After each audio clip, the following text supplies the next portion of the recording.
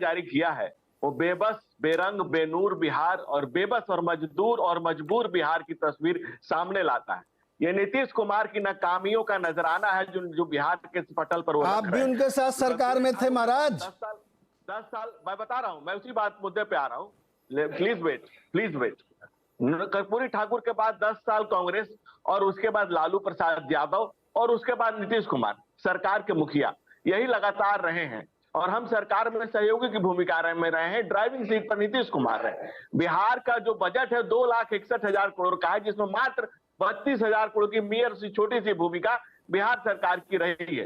बिहार सरकार ने कभी उसको बढ़ाने के लिए कोई प्रयास नहीं किया। जो आप कल कारखाने की बात पूछ रहे थे, कभी कोई प्रयास ऐसा हुआ ही नहीं। यहां तक कि 1400 करोड़ के पुल 2 बार पुल की तरह बह गए। नीतीश कुमार की सरकार में सिर्फ लिपापोती, डेंट पेंट का काम हुआ है। नीतीश कुमार ने जो आज सामने प्रस्तुत किया है, ये बिहार की तस्दीक करता है। पहले आप भी सरकार में थे महाराज धनंजय जी। बिल्कुल, हम इस बात से इनकार तो नहीं क्यों करते उस समय हैं। क्यों आप इनके साथ में थे अगर इतनी कमियां दिख रही थी तो? आज आप भी उसमें शामिल थे ना डेंट पेंट कराने में।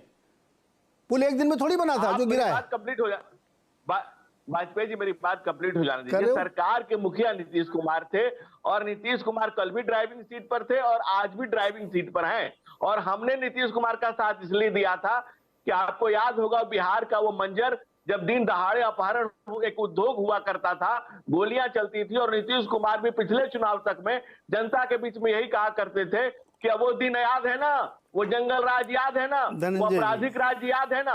ये अलग बात है कि जिसने बिहार की थाती लूटी उसी की गोदी में। धनंजय जी, अच्छा एक मिनट रुकिए सर, एक मिनट। धनंजय जी आप मुझे ये बताइए कि अगर आपको लगता था कि बिहार जी, अरे सुनो ना भाई, सवाल सुनो। बिहार जी के मुखिया नीतीश जी थे और आप उनकी 20 कमियां गिना रहे हो, तो आप मुझे वो प्रयास बताइए जिस दिन भाजपा ने कहा कि मैं इनके साथ सरकार में नहीं रहूंगा।